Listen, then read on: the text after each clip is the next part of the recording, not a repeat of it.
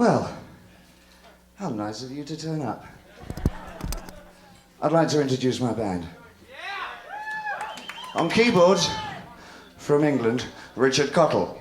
All right. And on drums, Alan Childs. On bass, Carmine Rojas. And this fella here on... Carlos Alomar, as always.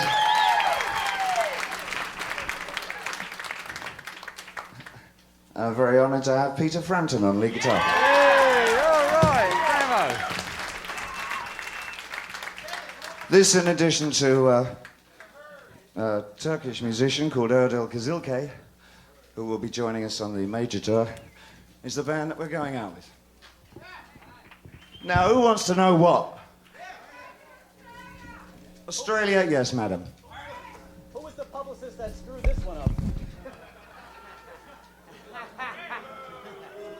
What's your answer to that, gentleman? It's not screwed up. It's not screwed up, it says here. Thank you very much. Excuse me, there's another stool over here. Do you want to come up and join us? The tour starts just about the end of May, on, I think, May the 28th, in Rotterdam, which is in Holland. I'm sorry? I'll let him in picture.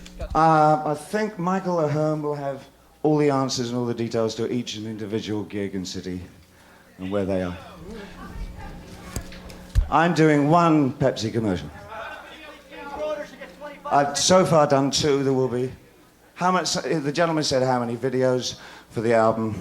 I've done two so far, and there may be more. One was with Julian Temple, who I work with on Blue Jean, and the other one was with Jean-Baptiste Mondino. I think a lot of the material that I wrote for this was based around the last 10 years of writing, so it's pretty diversified. But it's probably one of the most energetic albums I've made in a long time. What's the new twist like? I'm sorry? What's... Absolutely. Carmine was just in Japan. He tells me that they're doing Playboy in Braille now. Is that true? What's the centerfold like? I think that's really strange. The other thing I couldn't believe about Japan is that they got CD rental shops. You go in and rent a CD, go home and tape it and take it back the next day. So another innovation. One at a time. Sorry, you. Yeah? Oh, he didn't have a question. Is there any, sorry? Yeah, I did. Well, a lot of bands cover Chuck Berry or the Stones or whatever. I cover Iggy Pop because I think it needs to be. I love his songs. He's a great songwriter, and he deserves to be. His songs deserve to be heard more. I'm sorry, sir. You could change anything in your career, what would it be? There was a girl that I saw at the Civic in Orpington in 1961, and I never asked her to dance. A new twist? I'm always a new twist. What's the new twist? There's this very streetwise young man down there. The tour, the next tour that we're doing, I think, is a lot more. I think it goes back to a lot more into the early 70s in the way that it's a lot more theatrical than anything I've done for a long time. I've been working on the ideas for it for the last 6 months. It's more like if you can get anywhere near a rock and roll review, it's somewhere in there. I wouldn't like to tie it down too much because I'm not quite sure what kind of animal it is myself, but it's quite exciting. It's the Glass Spider Tour. The Glass Spider Tour because, needless to say, that's one of the tracks on the album, and it's a pivotal track in terms of... it's nothing like Ziggy. Absolutely nothing like Ziggy. Thank you. Any new countries? Hopefully, I'm going to try and get down to South America this time. But last time we ended up in Thailand and Singapore and Hong Kong, Thailand was extraordinary, fantastic. I'm sorry, sir. How many Philly dates? Again, on specifics and logistics, I would ask you to ask Michael Ahern, because I don't double it. Oh, well, thank you very much.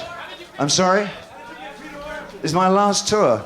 My activities in the future are diversifying fast. It's really, let's leave that open for the time being.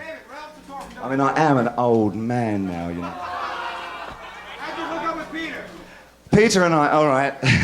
You want the sob story? Or the Peter and I have bumped into each other throughout the years, but what you may not know, I don't know, is that we used to go to school together. And to better that one, his father was my art master. And his what?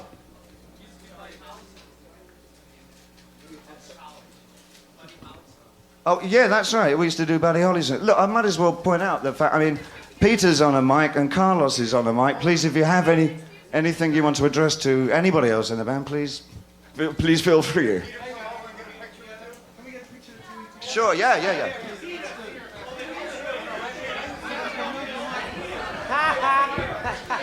If we just step back a little, we...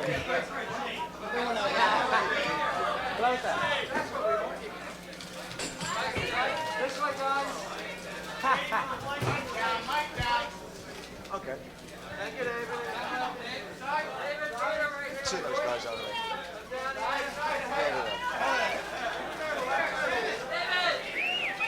Okay, we'll do a couple later. If you want to set anybody... Are there any people here who aren't on the press? All right, just out of interest, what songs would you like to hear on the tour? Aladdin, same.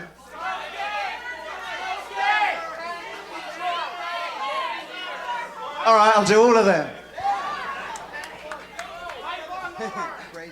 You had a question over there, sir. Madam. I'm very happy to have Pepsi underwrite this tour. It's extraordinarily expensive and it's helping me out a lot. Good enough for you?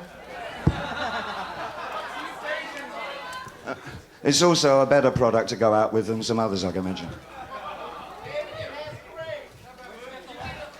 Thank you very much. My son is very well indeed. Thank you for asking. Is it?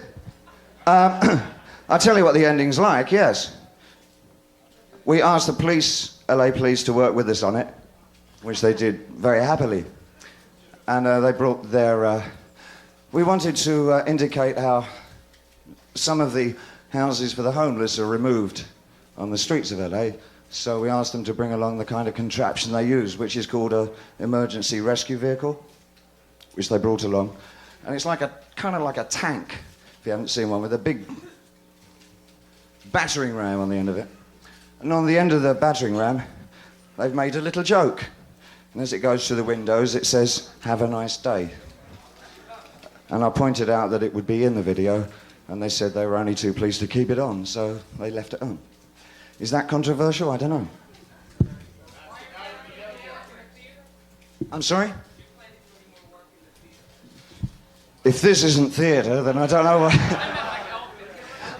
quite honestly, the only things that I was ever offered after Elephant Man were revivals, you know?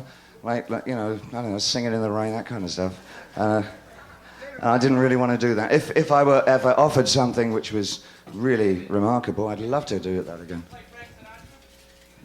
Do you know, I first read that in 1976, I think. Probably because I said it. And it's like, it just comes around and around. Now I've got absolutely no intention of playing Frank Sinatra. I'm sure Frank is really relieved. What advice would you give budding musicians or actors? Ooh. Get a job. I would advise them to do press conferences like this because it's I mean, I wouldn't be anywhere else but here today. And I wouldn't want to spend it with anybody else but you. Oh, that's smooth talker. We're thinking very much, we're enjoying this a lot. I mean, I'm sorry, sir. Whew, you know, that's difficult. New York, obviously, and I'm not just saying this. New York obviously does come way up at the head. I also enjoy Philadelphia an awful lot. And I like Houston and Dallas, frankly. I think they're great. It's great down there. I'm sorry? I'm just starting to understand outdoors. I mean, that last tour was my first experience, and I don't know, it's going to be a real test, this one, because I'm doing something which is fundamentally theatrical, and I just want to see if one can write and do something for outdoor stadium, which is still something that can be seen and something which is inherently interesting, you know? How do I feel about what, sir? How do I feel about Live Aid? I thought it was a valiant effort. I thought it was worth every second. Eno, I've just heard the last U2 thing. I think, wow, he's doing just great things at the moment. I would love to work with Eno again. I don't quite foresee it in the immediate future, but I wouldn't be at all surprised if we don't work together again. If we do, we work together again. At the moment, favourite things to listen to. I like The. I think they're really good. Screaming Blue Messiahs are my #1 band at the moment. I like them. Those are the first two that come to mind. Very badly, yeah, I still paint, yeah. Well, his father would tell you how I paint. I'm sorry, sir? There will be opening acts throughout the tour. They will change from country to country. It's certainly not out of the question. That's obviously not out of the question either. Absolutely. There will be benefits, yeah. I mean, benefits for other people. I'm sorry. Peter, will you be playing anything of yours on this tour? You haven't told me yet.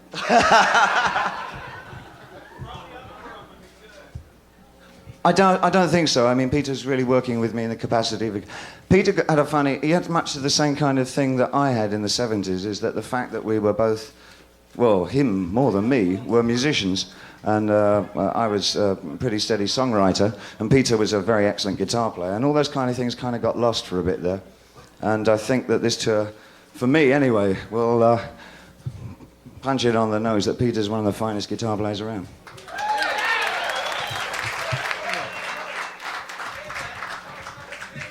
That's what you told me to say, innit, Pickman? Absolutely. Yeah. With who? Who? Olia? I'm not sure who you're talking about. Excuse me.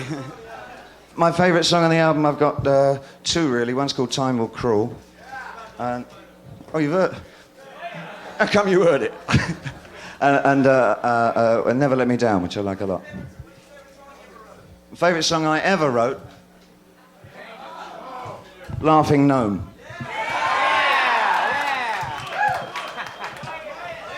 I don't know. I think I've got.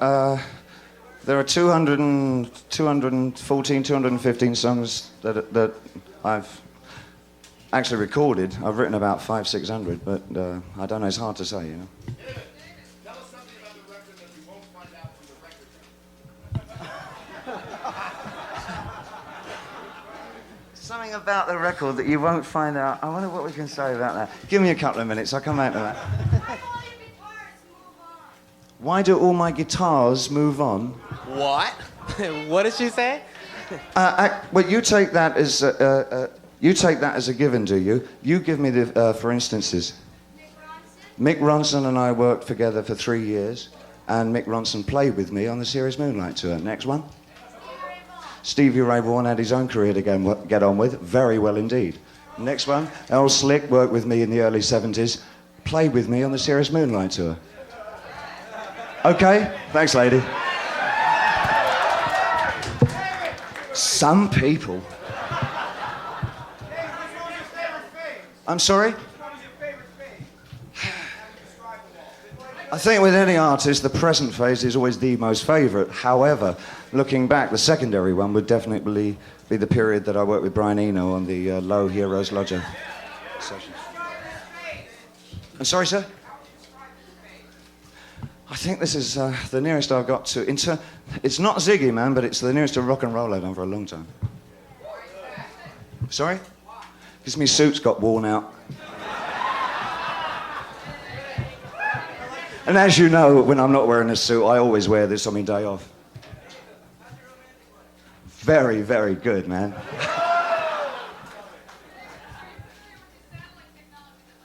Yes. I think that's incredible.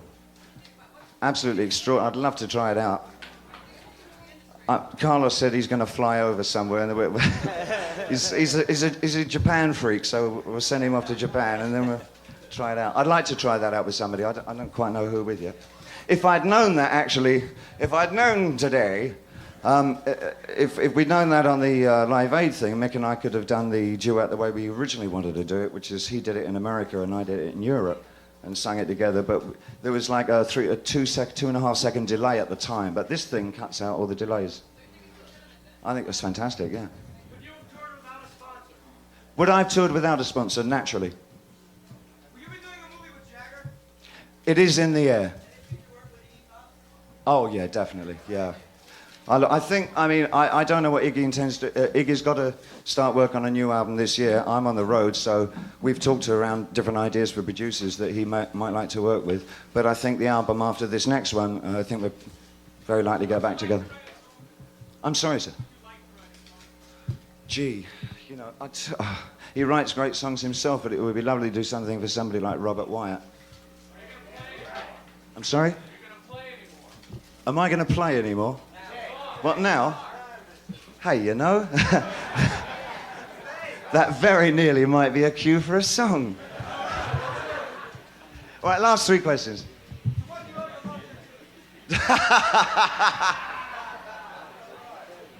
A mixture of clean living and a sane outlook. Come on, you must be joking. To what do I have along there?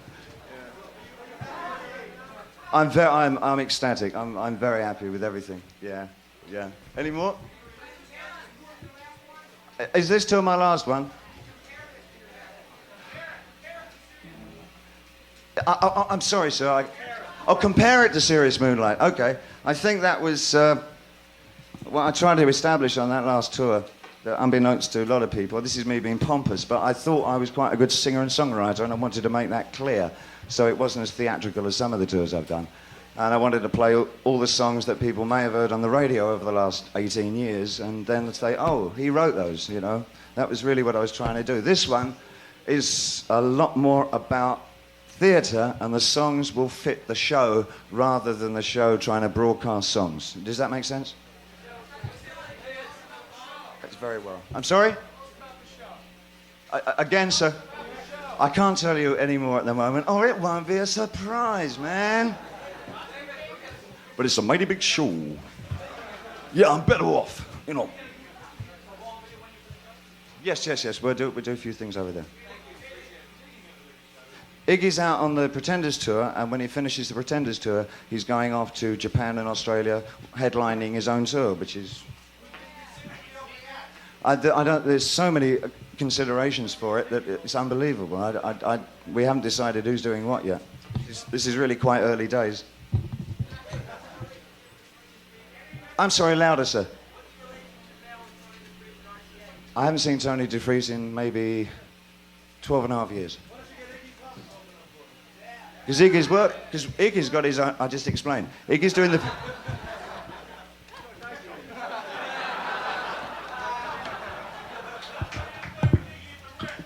I'm sorry. How come I was at the Ritz? He doesn't need me on stage, come on. Iggy can hold his own with anybody in the world, man, and Iggy should just go out there and play, and people should see him as the great performer he is, all right? Sorry? Dive? That's my... I don't understand your question, lady. Sorry, forget it. Yeah. Oh. Listen, I think you've all been jolly good sports. Thank you very much. And I'll just do a couple of photographs over here. Do you want to launch into something there, Carlos?